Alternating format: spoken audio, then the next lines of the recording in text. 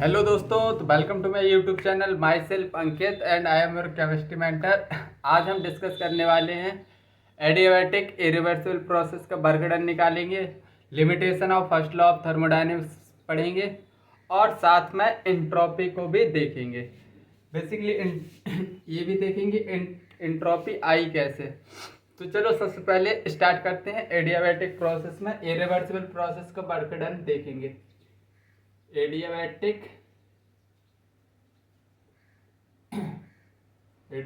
Work adiabatic work done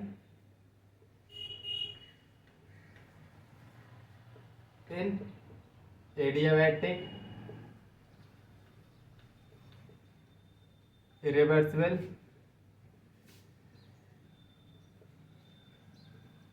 expansion और compression. ठीक है, compression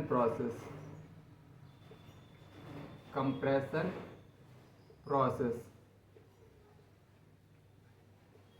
basically it is of दो प्रकार के होते हैं। It is of two type.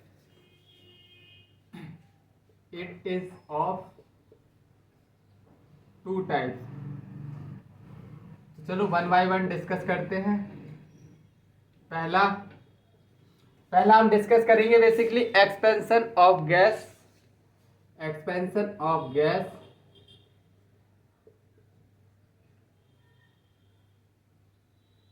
Eight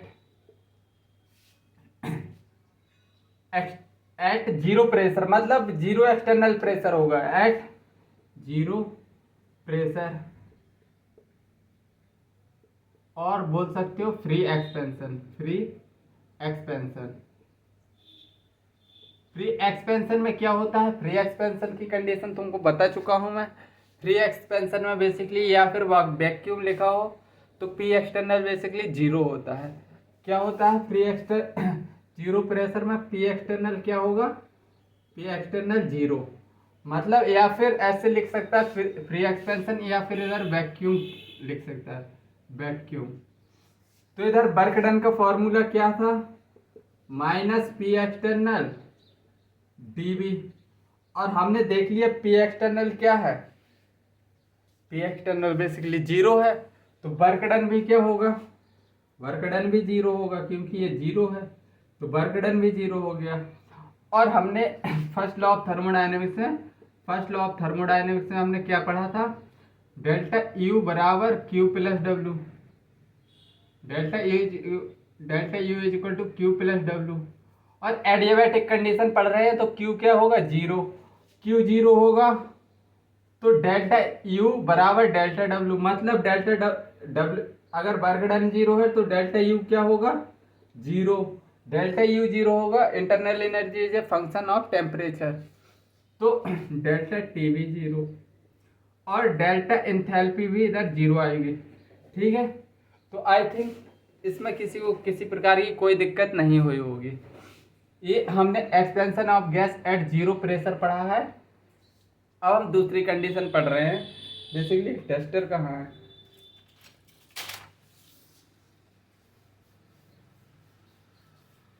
दूसरी कंडीशन पढ़ने जा रहे हैं।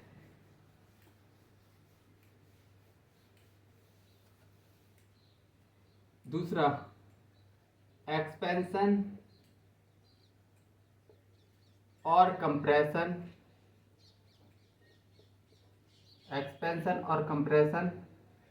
At constant pressure.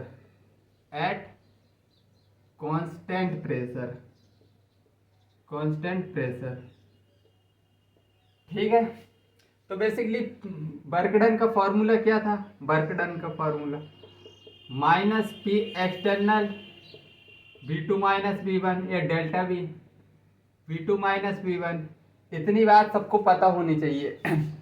और Q जीरो होता है फर्स्ट लॉ ऑफ थर्मोडायनेमिक्स में, तो वर्क डन जितना है उतना ही internal work done is equal to delta U, और वो किसके बराबर होगा, P external V2 minus V1। इतनी बात भी समझ में आती है। अब फॉर आइडियल गैस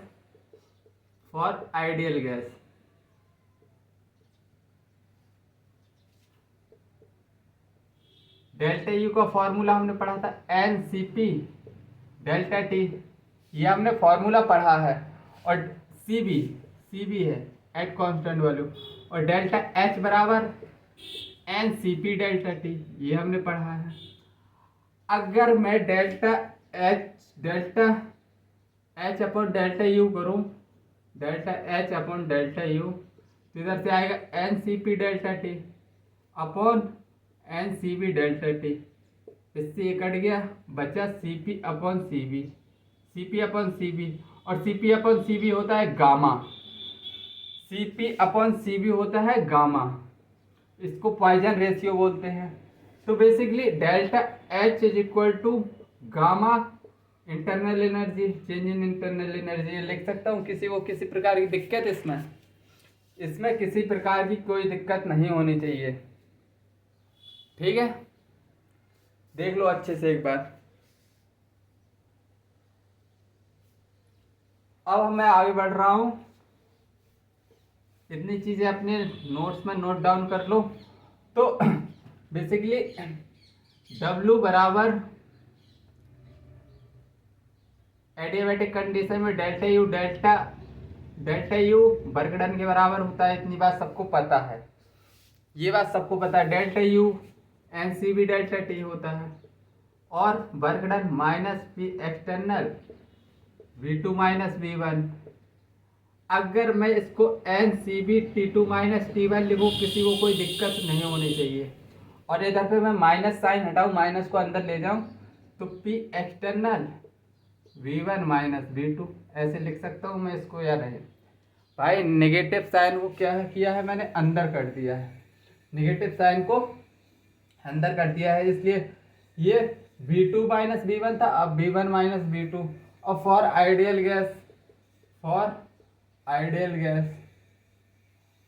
गैस में PV is equal to nRT होता है। तो वॉल्यूम की जगह nRT अपॉन P लिख सकता हूँ, बिल्कुल लिखूंगा मैं बिल्कुल लिखूंगा। तो NCB T2 माइनस T1 बराबर P एक्सटर्नल को मैं P2 मान लूँ, P external is equal to P2, P external is equal to P2, ये मैंने मान लिया। तो इधर P external is equal to P2, तो मैं इधर P2 रख सकता हूँ, और V1 की जगह NR T1 upon P1 minus NR T2 upon P2। देखो n से n कट जाएगा, n से n सभी कट जाएंगे, कॉमन ले लेंगे। तो CB T2 minus T1 is equal to P2 R T1 upon P1 minus R T2 upon P2। फॉर्मूले याद नहीं रखने हैं, जिस टर्म में एग्जामिनर पूछेगा तुमको ये सब आइडियल गैस इक्वेशन वगैरह वगैरह सॉल्व करनी आनी चाहिए। बस इसमें सबसे ज़्यादा कंफ्यूजिंग यही होता है कि एक्चुअली फार्मूला कौन सा लगाएं। तो बेसिकली तुमको क्वेश्चन में पता चलेगा एक्चुअली फार्मूला कौन सा लगाना है। एक्चुअली फार्मूले काफ़ी ज़्यादा हो गए हैं, तो तुमको अब अरेंजमेंट करनी आ जानी चाहिए कि मतलब किस क्वेश्चन में कौन सा फार्मूला लगेगा। अब हम आगे की तरफ बढ़ेंगे। अब हम limitation of first law of thermodynamics देखेंगे, क्या क्या लिमिटेशन रही है फर्स्ट लॉ ऑफ थर्मोडायनेमिक्स में। तो लगाते हैं heading, limitation of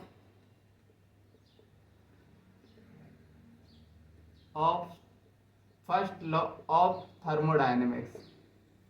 limitation of first law of thermodynamics, पहली लिमिटेशन क्या थी, फिजिबिलिटी ऑफ रिएक्शन नहीं बता पा रहा था फर्स्ट लॉ ऑफ थर्मोडायनेमिक्स। काफ़ी फार्मूले दे दिए, सब कुछ दे दिया, लेकिन एक्चुअली रिएक्शन होगी या नहीं ये नहीं बता पा रहा था।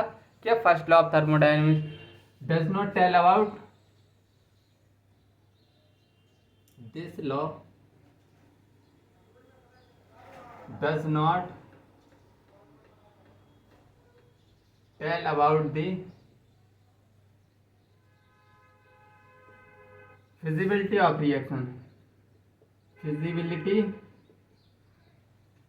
of reaction। मतलब रिएक्शन होगी या नहीं, फर्स्ट लॉ ऑफ थर्मोडायनेमिक्स से हम पता नहीं कर सकते। और दूसरी बात, ये क्या नहीं बता पा रहा था, ये नहीं बता लिमिटेशन, ये दूसरी लिमिटेशन इसकी ये थी, स्पॉन्टेनिटी को नहीं बता पा रहा था कि रिएक्शन स्पॉन्टेनियस है या नहीं है। Does not tell about this law, does not tell about the spontaneity of reaction, spontaneity of reaction, ये नहीं बता पा रहा था रिएक्शन खुद होगी या फिर रिएक्शन को करवाने के लिए एक्सटर्नल एजेंट की जरूरत पड़ेगी, मतलब बाहर से एक्सटर्नल एनर्जी की जरूरत पड़ेगी, तो ये नहीं बता पा रहा था। तीसरा, जैसे ये नहीं बता पा रहा था, सपोज दैट आइस है, आइस और ये है वाटर, ये नहीं बता पा रहा था कि आइस से वाटर बन रहा है स्पॉन्टेनियस है या वाटर से आइस बन रहा है ये नॉन स्पॉन्टेनियस है, ये सब नहीं बता पा रहा था spontaneous.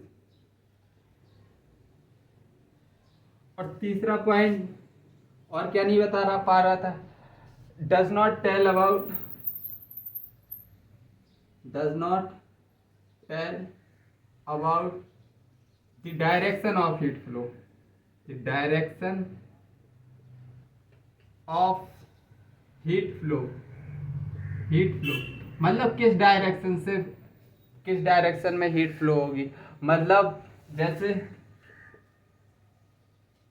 Heat flow from, heat flow from hot body to cooler body, ये कुछ नहीं बता पा रहा था। ठीक है, और इसमें हमने पढ़ा तो बहुत कुछ है, काफ़ी फार्मूले दे दिए, लेकिन ये सब तो बता ही नहीं पा रहा था। फर्स्ट लॉ ऑफ थर्मोडायनेमिक्स में ये सब कुछ चीज़ें पता नहीं चल रही थी, इसीलिए हमको मतलब सेकेंड लॉ की ज़रूरत पड़ी। अभी हम आगे पढ़ेंगे सेकेंड लॉ ऑफ थर्मोडायनेमिक्स क्या होता है, इससे पहले हम थोड़ी क्वेश्चन देख लेते हैं।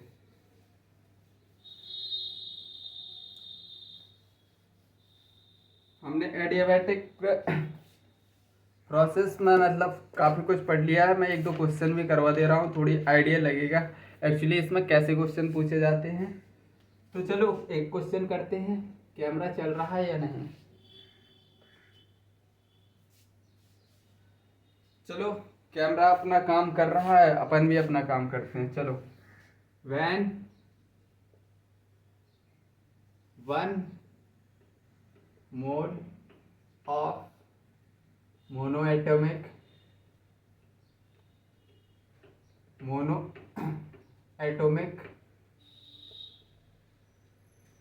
आइडियल गैस, उसका सी भी दे दिया है कितना, 3/2R at 20 kelvin, T kelvin,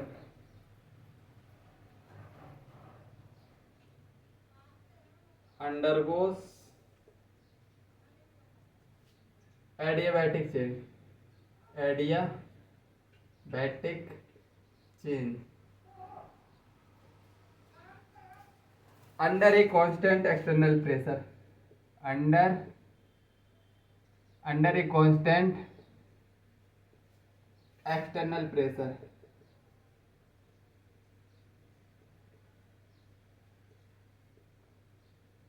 of 1 atmosphere, volume change from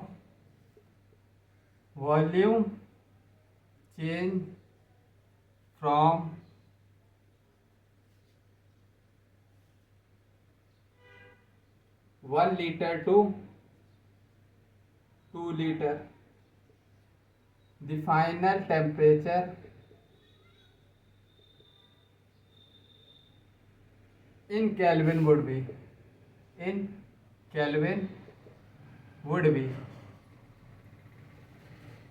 पहला ऑप्शन, ये ऑप्शन क्या है, T/2⁵ सेकेंड ऑप्शन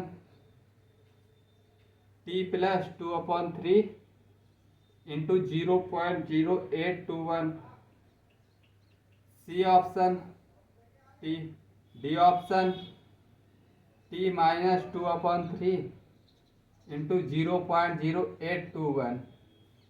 ये हमारे ऑप्शंस हैं। तो हमको क्या दिया है, 1 mole of monoatomic ideal gas. सबसे पहले क्वेश्चन को क्या करना है, पढ़ना सीखना है अच्छे से। क्वेश्चन को तब तक तुम पढ़ोगे नहीं, क्वेश्चन समझ में नहीं आएगा। अंडर एडियाबैटिक चेंज लिखा है, under a constant external pressure of 1 atmosphere, volume change हो रहा है 1 से 2, और इनिशियल टेम्परेचर T दे दिया है, T1 कितना दे दिया है, T दे दिया है, T2 हमसे पूछा है, और वॉल्यूम V1 कितना दे दिया है 1 लीटर, और V2 कितना दे दिया है 2 लीटर। फाइनल टेम्परेचर पूछा है। हमने एक रिलेशन पढ़ा था टीवी, मैंने रिलेशन लिखवाए थे, 3 रिलेशन लिखवाए थे। इसमें एक रिलेशन टीवी गामा-1 था। ये क्या था, कांस्टेंट। तो T1 V1 gamma minus one is equal to T2 V2 gamma minus one. अब T2 पूछा है हमसे, T2 इज इक्वल टू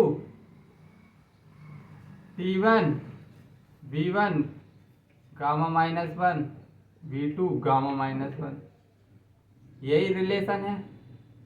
अब T1 कितना दिया है, T1 T दे दिया है, V हमको V1 कितना है 1, और V2 दे दिया है 2, लेकिन गामा-1 होल स्क्वायर गामा-1 लिख सकता हूँ बिल्कुल। लेकिन अभी गामा नहीं पता हमको। गामा के लिए हमको एक डाटा दिया है CB is equal to 3/2R। इधर से CP minus CB is equal to R होता है। तो CP कितना निकल आएगा, CP निकल आएगा, ये उधर जाएगा R प्लस CB, मतलब 5/2R। और गामा क्या होता है, CP/CB। तो CP ये है, CB ये है, मतलब 5/2R अपॉन 3/2R। तो इधर से R कट गया, 2 से 2 कट गया, 5/3 आया, 5/3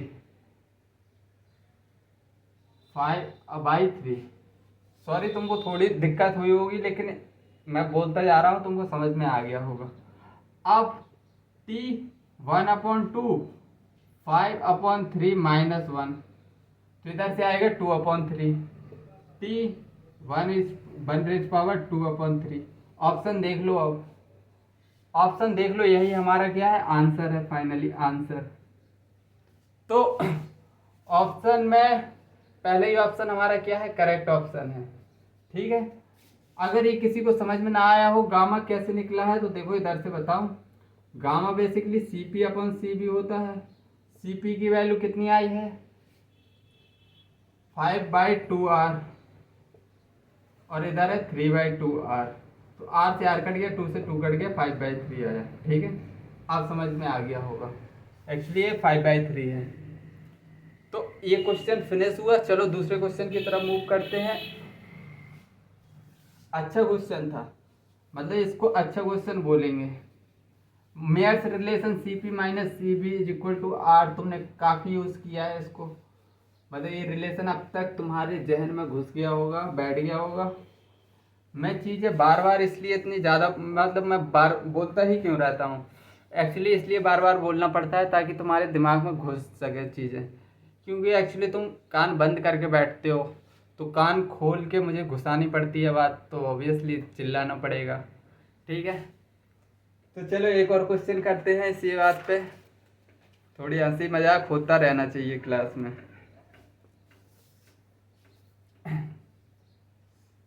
एक क्वेश्चन क्या है कि gas expand adiabatically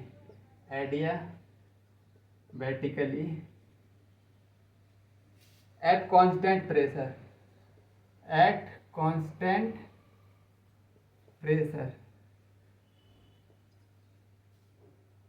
such that temperature is directly inversely proportional to root B. The value of gamma Cp upon Cv of the gas will be of the gas will be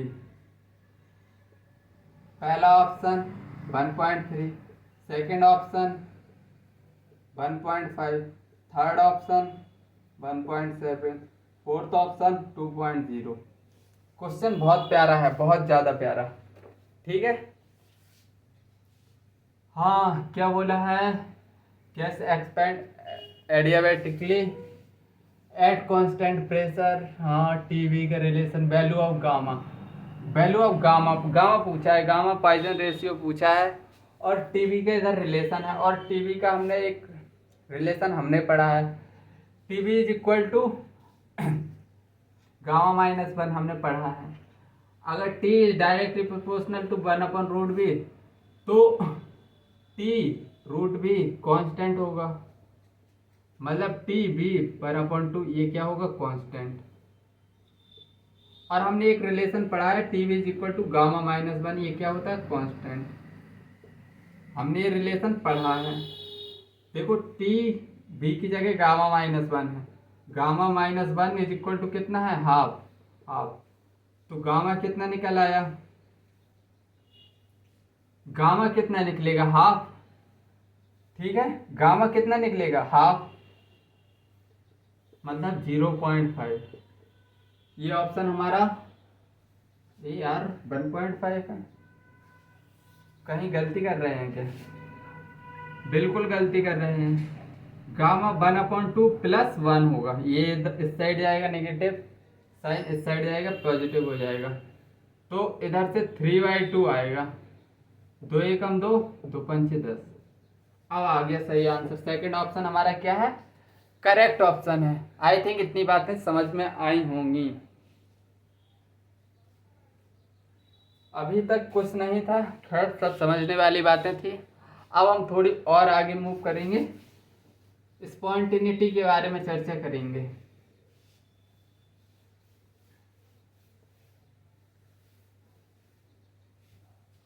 हम चर्चा करने वाले हैं spontaneity के ऊपर।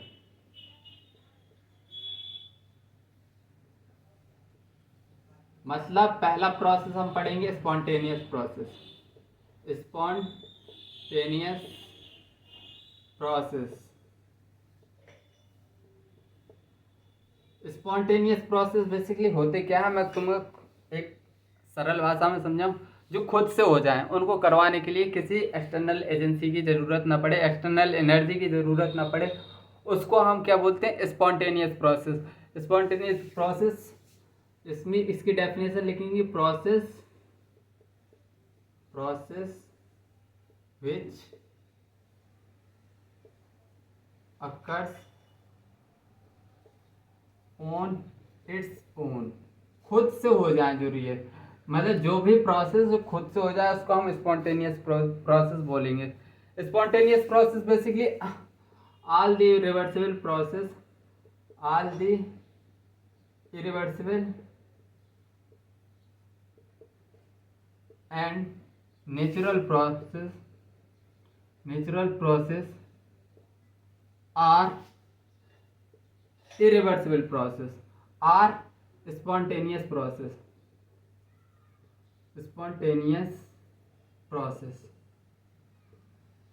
मतलब जितने भी नेचुरली होते हैं प्रोसेस, जैसे रस्टिंग ऑफ आयरन, तो हो गया, वो खुद से हो रहा है। झरना ऊपर से नीचे गिर रहा है, अपने आप हो रहा है। मतलब गर्म हवा ठंडी हवा साइड भाग रही है, मतलब हीट हॉट बॉडी से हीट लो, मतलब कूलर बॉडी की तरफ भाग रही है, हीट हॉट बॉडी से कूल बॉडी की तरफ हीट भाग रही है। तो ये सब क्या है, नेचुरली अकरिंग प्रोसेस है, और ये सब इरिवर्सिबल प्रोसेस है। जैसे परफ्यूम की बोतल अगर तुमने एक बार ऐसे दबा दी और परफ्यूम तुरंत फैलेगा और पूरे रूम में क्या हो जाएगा, बिखर जाएगा।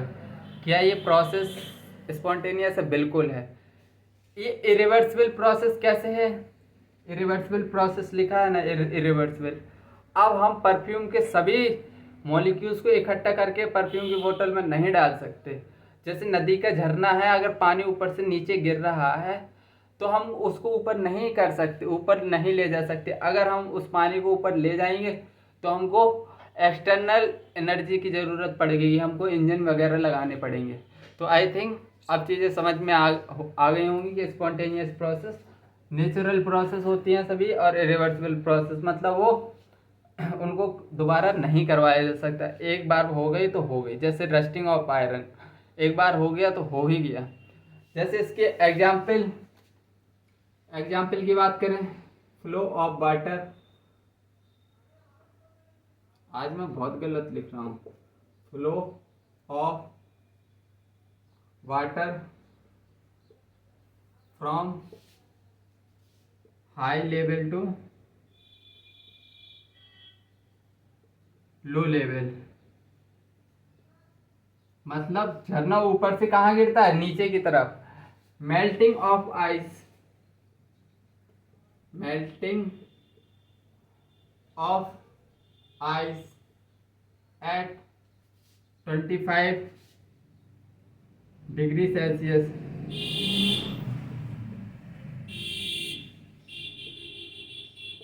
और एक दो और एग्जाम्पल लो। तो basically mixing of different gas, ठीक है, mixing of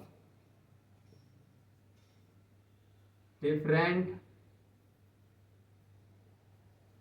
non reacting gas, non reacting gas, ठीक है। ये सभी क्या है, बेसिकली परफ्यूम की बोतल से जब परफ्यूम निकलता है तो वो सभी नाइट्रोजन ऑक्सीजन सब कुछ है, लेकिन वो उधर सब जगह पेनिट्रेट कर जाती है ना।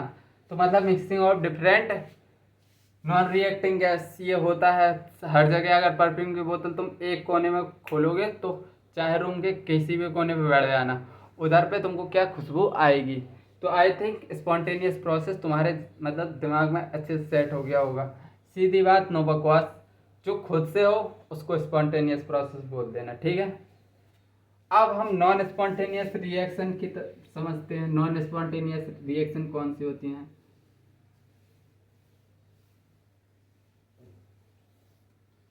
Second, non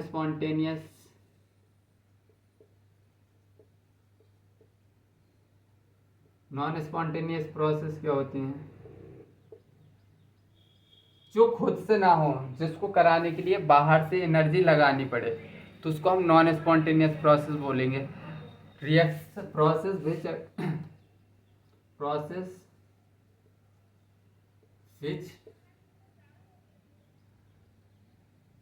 which do not occur on its own, जो प्रोसेस अपने खुद से ना हो, जो प्रोसेस खुद से ना हो उनको क्या बोलते हैं? Non spontaneous process in a particular direction, in a particular नहीं मतलब डायरेक्शन, पर्टिकुलर डायरेक्शन मतलब जिनको एक नॉन स्पॉन्टेनियस प्रोसेस जो खुद से नहीं होती है, उसको कराने के लिए हमको बाहर से एक्सटर्नल एनर्जी देनी पड़ती है, तो उसको हम क्या बोल देंगे? Non spontaneous process. Non spontaneous process के एग्जाम्पल अगर समझना चाहें तो ऐसे समझ सकते हैं, जैसे झरने का पानी ऊपर से नीचे गिर रहा है, तो इसको हम ऊपर ले जाने के लिए हमको क्या करना पड़ेगा? हमको बेसिकली इंजन वगैरह लगाना पड़ेगा, दिस प्रोसेस। और जैसे हीट को अगर वार्म बॉडी से, वैसे तो हीट वार्म बॉडी से कोल्ड बॉडी की तरफ भागती है, अगर हमको उल्टा करना है तो हमको क्या बाहर से एनर्जी लगानी पड़ेगी। जैसे फ्रिज वगैरह क्या करता है कि बेसिकली हीट को बाहर निकालता है और अंदर क्या करता है? कूलिंग। तो बेसिकली ये सभी क्या है? नॉन स्पॉन्टेनियस प्रोसेस है। और मतलब इनको दूसरी this process occurs only when external energy is supplied, जब बाहर से एक्सटर्नल एनर्जी मिले तभी होता है। जैसे एग्जाम्पल एग्जाम्पल मैं अभी बता चुका हूँ, flow flow of water from low level to high level. अरे तुमने देखा होगा ये बिल्डिंग्स वगैरह होती हैं, बिल्डिंग्स शहरों में बिल्डिंग्स देखी होंगी, ये कंपार्टमेंट होते हैं मतलब, और इधर पर पानी धोने के लिए कहाँ से पहुँचता है, नीचे क्या लगा होता है, एक पंप लगा होता है। पंप क्या करता है, वाटर को ऊपर की तरफ भेजता है, खुद से पानी ऊपर तो नहीं जाता, मतलब पंप के द्वारा भेजा जाता है, मतलब उसके लिए एक एक्सटर्नल एनर्जी लग रही है। इसको हम बोलते हैं नॉन स्पॉन्टेनियस प्रोसेस। अब हमने स्पॉन्टेनियस नॉन स्पॉन्टेनियस समझ लिया, लेकिन कंडीशन क्या होगी स्पॉन्टेनियस प्रोसेस होने की, मतलब क्राइटेरिया क्या होना चाहिए, criteria to be spontaneous. Criteria हम पढ़ेंगे जिसमें स्पॉन्टेनियस तो अब हम पढ़ने वाले हैं criteria to be spontaneous.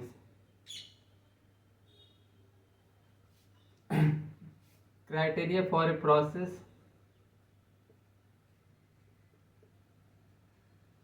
To be spontaneous.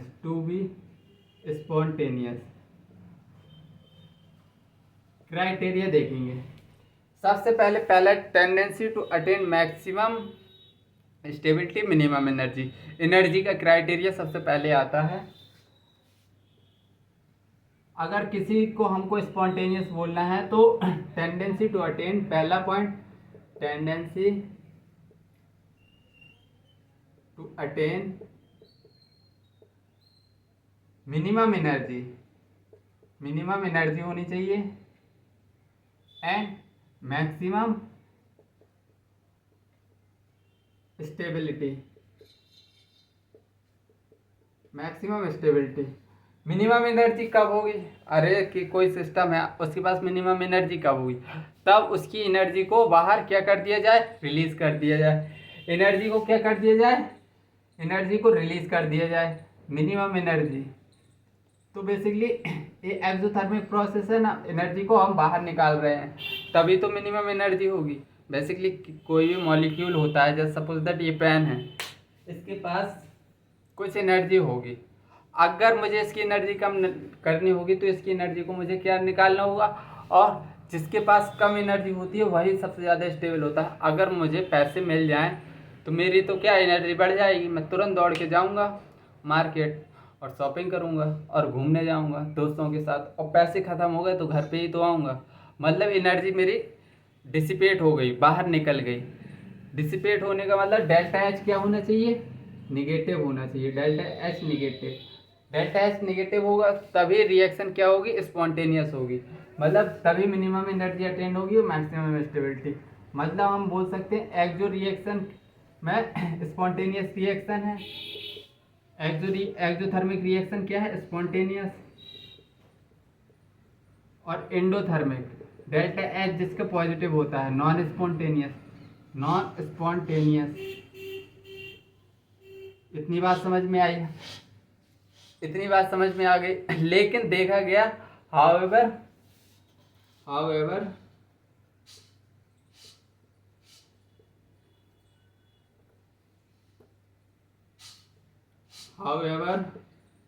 some endothermic process or some endothermic reaction are spontaneous। मतलब ऐसा क्यों हो रहा है, तब हमने पढ़ा है, क्राइटेरिया पढ़ा है स्पॉन्टेनियस का कि मैक्सिमम एनर्जी, मिनिमम एनर्जी और मैक्सिमम स्टेबिलिटी होनी चाहिए, तब क्या होना, उसके लिए डेल्टा एच निगेटिव होता है, डेल्टा एच निगेटिव ये कंडीशन होनी चाहिए। लेकिन कुछ एंडोथर्मिक रिएक्शन फिर क्यों कैसे स्पॉन्टेनियस हो रही हैं, मतलब समथिंग इज मिसिंग। जैसे कौन कौन सी रिएक्शन है, काफ़ी रिएक्शन होती हैं जो कि स्पॉन्टेनियस होती हैं और एंडोथर्मिक होने के बावजूद, जैसे example dissociation of ammonium chloride, example evaporation of water, पहले ही एग्जाम्पल ये लिख लो सबसे सरल, evaporation of water. Evaporation of water, water को एवापोरेट करने में H2O क्या होता है, H2O लिक्विड से क्या कुछ टाइम बाद H2O गैस में बदल जाएगा, और ये डेल्टा H इसका क्या होता है, पॉजिटिव आता है। फिर भी ये क्या है, स्पॉन्टेनियस है, स्पॉन्टेनियस। लेकिन ऐसा क्यों हो रहा है, मतलब कुछ तो फैक्टर है जो कि मिसिंग है, ठीक है। तो अब वो फैक्टर हम डिसाइड मतलब पढ़ेंगे कि दूसरा फैक्टर ऐसा कौन है जो कि बताएगा कि स्पॉन्टेनियस के क्राइटेरिया को फुलफिल करेगा, वो है एंट्रोपी, ठीक है। तो एंट्रोपी टर्म इंट्रोड्यूस हो रही है अब तुम्हारे, मतलब थोड़ी नया टर्म इंट्रोड्यूस हुआ है, थोड़ी पेट में खलबली मच गई होगी, लेकिन बिल्कुल सरल टर्म है एंट्रोपी, समझना बिल्कुल हलवा जैसा है। एंट्रोपी बिल्कुल सिंपल टॉपिक है, हम इसको पढ़ेंगे। दूसरा टर्म है एंट्रोपी। एंट्रोपी पढ़ने की ज़रूरत हमें तब पड़ी तब एनर्जी अकेला डिसाइड नहीं कर पा रहा था कि मतलब स्पॉन्टेनियस होने के लिए एनर्जी अकेला क्राइटेरिया डिसाइड नहीं कर पा रहा था, इसलिए हमको एंट्रोपी टर्म लाना पड़ा। एंट्रोपी बेसिकली क्या होता है, entropy it is thermodynamic quantity, it is a thermodynamic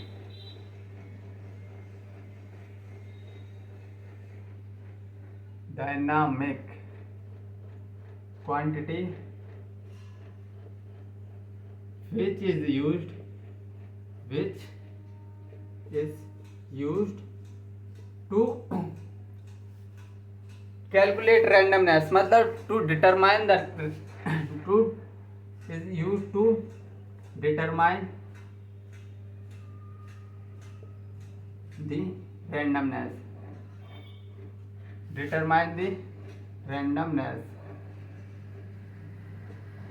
ये बेसिकली एंट्रोपी क्या करेगा, रैंडमनेस को बताएगा। कि अभी रैंडमनेस तुमको समझ में आएगी। रैंडमनेस बेसिकली क्या होती है, एंट्रोपी डायरेक्टली प्रोपोर्शनल होती है रैंडमनेस की, entropy is directly proportional to randomness में सिंपली ऐसे समझो, हिंदी की भाषा में बिखराव होगा। जैसे सपोज दैट एक सॉलिड है, ये एक पत्थर है, अगर मैंने इसको छोटे छोटे पार्ट्स में डिवाइड कर दिया तो इसकी एंट्रोपी क्या थी, एंट्रोपी इसकी कम थी। एंट्रोपी पहले क्या थी, कम, अब एंट्रोपी क्या हो गई है, एंट्रोपी इंक्रीज हो गई है। जैसे जैसे हम मतलब उनको उसको टुकड़े में तोड़ देंगे तो एंट्रोपी क्या हो गई है, बढ़ गई है। ये तुम्हारा कमरा तुम्हारी मम्मी तब आती हैं तो सुबह लगा के जाती हैं, जैसे ही तुम स्कूल से आते हो तब एंट्रोपी कम होती है, जब सिस्टमेटिक लगा होता है कमरा। जैसे ही तुम स्कूल से आते हो, जूता फेंका इधर, चप्पल फेंकी उधर, मोजा फेंका कहीं, तो एंट्रोपी क्या हो जाती है, उसके समय बढ़ने लगती है, मतलब एंट्रोपी बढ़ जाएगी। क्योंकि डिसऑर्डरनेस, सिंपली एंट्रोपी को, रैंडमनेस को डिसऑर्डरनेस की तरह देखो कि मतलब जितना डिसऑर्डर चीज़ें रहेंगी उतनी ही एंट्रोपी क्या होगी, ज़्यादा होगी। और बेसिकली एंट्रोपी भी स्टेट फंक्शन है, it is a state function and extensive property.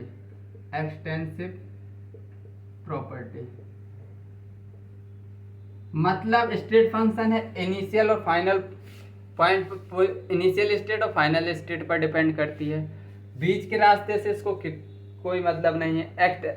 Extensive property है, मतलब ये मैटर पर डिपेंड करती है, मास ऑफ साइज ऑफ कुछ भी बोल लो, एंटिटी होनी चाहिए, मतलब मास होना चाहिए। अगर इसको हम बाइफरकेट करेंगे, ऐसे समझो बाइफरकेट करेंगे तो वैल्यू अलग अलग आएंगी, तो इसलिए एक्सटेंसिव प्रॉपर्टी है, डिपेंड ऑन मास, ऐसे बोल सकते हो, ठीक है।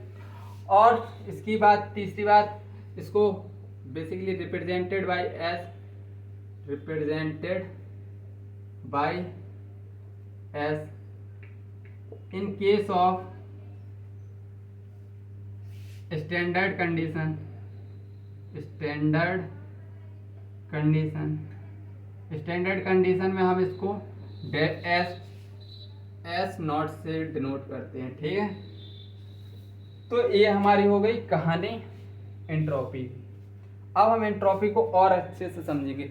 जैसे जैसे एंट्रोपी हमारा खत्म होगा तुमको बहुत अच्छे से फील आ चुकी होगी कि एंट्रोपी का मतलब क्या है। तो चलो समझते हैं। बेसिकली स्टेट फंक्शन है एंट्रोपी। क्या है? एक स्टेट फंक्शन है, तो हम इसको क्या लिख सकते हैं? Delta S is equal to S final minus S initial. अरे स्टेट फंक्शन है तो फाइनल माइनस इनिशियल लिख सकते हैं, बिल्कुल लिख सकते हैं। अगर एस फाइनल एंट्रोपी फाइनल ज़्यादा है एंट्रोपी इनिशियल से, तो उस केस में डेल्टा एस क्या होगा? पॉजिटिव। अरे यार एंट्रोपी ऑफ फाइनल ज़्यादा है तो ऑब्वियसली बात है एंट्रोपी पॉजिटिव आएगी। अगर एस इनिशियल ज़्यादा है एस फाइनल से, उस केस में एंट्रोपी क्या होगी? निगेटिव। उस केस में एंट्रोपी निगेटिव होगी। और तीसरा point, entropy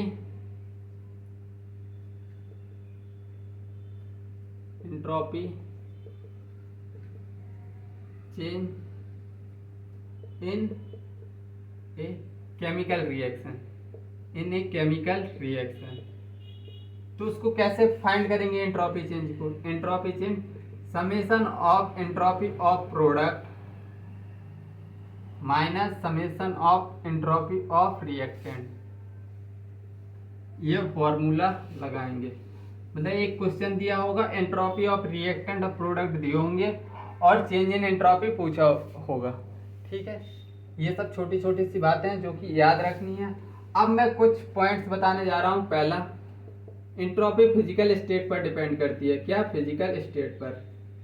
physical state, entropy of solid से ज़्यादा होती है एंट्रोपी ऑफ लिक्विड से ज़्यादा होती है entropy of gas. Entropy of gas. एक बात बताना, सॉलिड चीज़ है उसके मॉलिक्यूल की रैंडमनेस कम होगी क्योंकि उसमें डिसऑर्डरनेस कम होगा, अरेंजमेंट होगा एक, मतलब वो फिक्स जगह एक पर्टिकुलर फिक्स जगह रहेंगे सॉलिड में। और लिक्विड में थोड़ी थोड़ी मूवमेंट देखने को मिलेगा, लिक्विड में थोड़ा थोड़ा। और गैस के मॉलिक्यूल में सबसे ज़्यादा रैंडमनेस देखने को मिलेगी क्योंकि उसके मॉलिक्यूल बहुत मतलब इधर उधर भाग रहे होंगे। तो यही है कि एंट्रोपी ऑफ गैस सबसे ज़्यादा होती है as compare to entropy of liquid and solid. तो पहला पॉइंट ये हो गया। अब हम और आगे बढ़ते हैं। फिजिकल, पहला पॉइंट लिख लो, दूसरा पॉइंट तीसरा पॉइंट सब लिखवा दूंगा अभी, इधर ही बस लिखते जाओ, मैं रब करता जा रहा हूँ, आगे लिखवा जा रहा हूँ। For chemical reaction, for chemical reaction, chemical reaction में डेल्टा एन जी, अगर डेल्टा एन जी पॉजिटिव है मतलब गैसियस प्रोडक्ट क्या है? ज़्यादा है, तो एंट्रोपी इस केस में क्या होगी? पॉजिटिव। अगर डेल्टा एन जी निगेटिव है sorry, delta n G negative है मतलब गैसियस प्रोडक्ट कम है, तो उस केस में डेल्टा एस क्या आएगी? निगेटिव आएगी, ठीक है। और जैसे जैसे हम गैसियस मोल्स बढ़ाएंगे, नंबर ऑफ गैसियस मोल बढ़ाएंगे, तो एंट्रोपी क्या होगी? ऑब्वियसली बात बढ़ेगी। Third point, on increasing gaseous mole entropy क्या होगी? एंट्रोपी इंक्रीज करेगी एंट्रोपी। दूसरा, टेम्परेचर बढ़ाएंगे, टेम्परेचर बढ़ाने पर भी एंट्रोपी बढ़ती है। कैसे? अगर मैं टेम्परेचर बढ़ाऊंगा इस मार्कर का मैंने टेम्परेचर बढ़ाया, तो इसके जो मॉलिक्यूल हैं उनकी काइनेटिक एनर्जी बढ़ेगी और वो इधर उधर रैंडम मोशन करने लगेंगे। मतलब कि टेम्परेचर बढ़ाने पर ऑर्डर मतलब मॉलिक्यूल इधर उधर भागने लगे, मतलब रैंडमनेस बढ़ गई, तो एंट्रोपी भी क्या होगी? बढ़ेगी। मतलब टेम्परेचर बढ़ाने पर रैंडमनेस क्या होती? बढ़ती है। Fourth point, on increasing temperature entropy increase, entropy क्या होगी? Entropy will increase. जैसे Fe सॉलिड है, इसका टेम्परेचर है 300 केल्विन, और आयरन सॉलिड है, इसका टेम्परेचर है 500 केल्विन। तो इसकी एंट्रोपी क्या होगी? ज़्यादा होगी, इसकी एंट्रोपी कम होगी। ठीक है। Fifth point, on decreasing the pressure entropy increase, entropy will increase. Pressure घटाओगे तो ऑब्वियस सी बात है वॉल्यूम बढ़ा रहे हो। प्रेशर घटाने का मतलब क्या है? वॉल्यूम बढ़ा रहे हो। वॉल्यूम बढ़ा रहे हो तो मतलब गैस के मॉलिक्यूल्स के लिए तो बल्ले बल्ले हो गई, वो तो और ज़्यादा पैर पास फैलाएंगे। तो एंट्रोपी इस केस में भी क्या होगी? बढ़ेगी। जैसे नाइट्रोजन गैस है, ये है कितना? 10 ये है मतलब कितना? 1 एटमॉस्फेयर मान लो। और नाइट्रोजन गैस ये 10 एटमॉस्फेयर है, और इसका मैंने 1 एटमॉस्फेयर ले लिया। प्रेशर घटा दिया मतलब वॉल्यूम बढ़ा दिया। तो इस केस में एंट्रोपी क्या हो रही है? एंट्रोपी बढ़ रही है। एंट्रोपी क्या हो रही है? बढ़ रही है, क्योंकि प्रेशर क्या हो रहा है? कम हो रहा है। और प्रेशर बढ़ाओगे तो एंट्रोपी कम हो जाएगी। ठीक है, इतनी बात समझ में आनी चाहिए। ये सभी छोटे छोटे से पॉइंट थे जो कि एंट्रोपी के थे। देखो अभी क्वेश्चन करवा दे रहा हूँ, तुम्हारे सभी कंसेप्ट अब तो क्लियर हो गए होंगे। एंट्रोपी का फेल भी आ गया होगा तुम्हारे अंदर, और चीज़ें समझ भी गए होंगे। एंट्रोपी का मतलब है सिंपल डिसऑर्डरनेस देखना है। जिसकी डिसऑर्डरनेस जितनी ज़्यादा मतलब उसकी एंट्रोपी उतनी ज़्यादा। चलो 1 2 3 क्वेश्चन करते हैं। For which of the following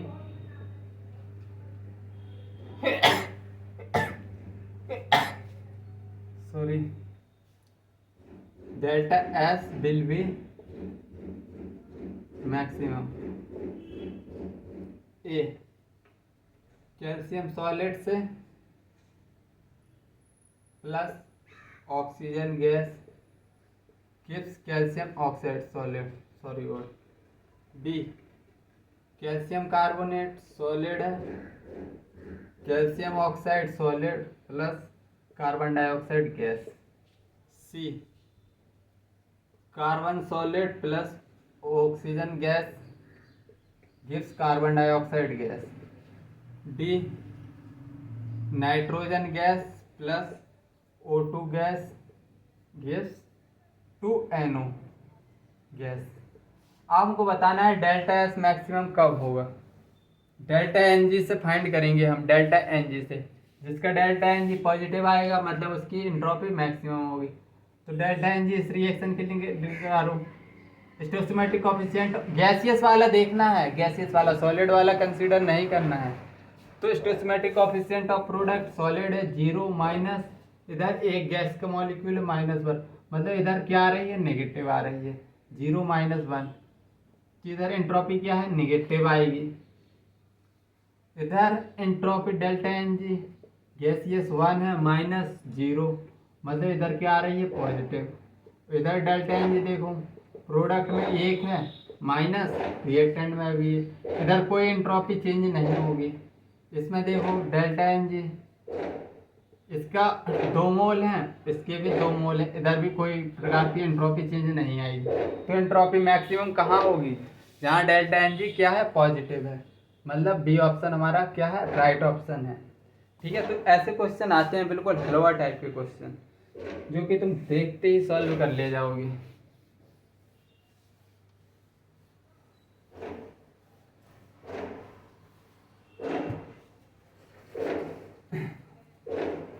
लो एक रिएक्शन दे दी, delta S for the reaction पूछ लिया। मैग्नीशियम कार्बोनेट सॉलिड है, magnesium oxide solid plus carbon dioxide gas. बिल भी पहला option A 0, B option positive, C option negative, D option infinity. यार अभी क्वेश्चन किया है जैसे कि तैसा ही है। डेल्टा एन जी फाइंड करो। Number of gaseous product, stoichiometric coefficient of gaseous product 1 है, इधर तो सॉलिड है इसको कंसीडर नहीं करेंगे। 1 माइनस इधर भी सॉलिड है, मतलब पॉजिटिव आ रहा है, तो डेल्टा एस इधर क्या होगा पॉजिटिव। बी ऑप्शन हमारा करेक्ट ऑप्शन है। तो ऐसे क्वेश्चन बनते हैं।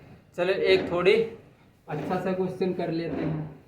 अच्छा तो नहीं है, खैर मैंने पॉइंट्स लिखवाए हैं, अगर तुमको पॉइंट्स याद होंगे तो ये क्वेश्चन भी तुम्हारे लिए बिल्कुल हलवा निकल के आएगा। Change in entropy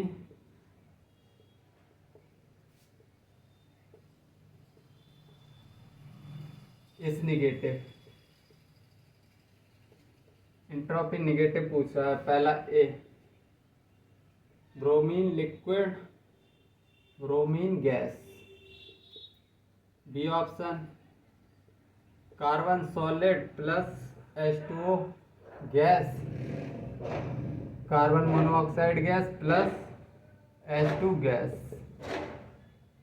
C option nitrogen gas, इसका 10 एटमॉस्फेयर प्रेशर दिया है, और नाइट्रोजन गैस है, इसका 1 एटमॉस्फेयर प्रेशर दिया है।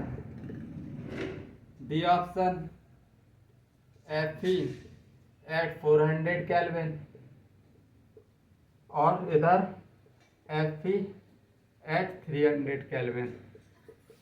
एंट्रोपी अब नेगेटिव पूछ लिया है उसने, एंट्रोपी बढ़ाना नहीं है घटाना है, मतलब डेल्टा एन जी नेगेटिव आना चाहिए।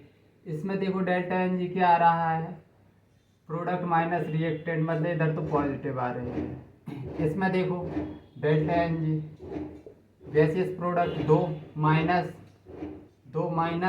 1, इधर भी क्या आ रही है पॉजिटिव।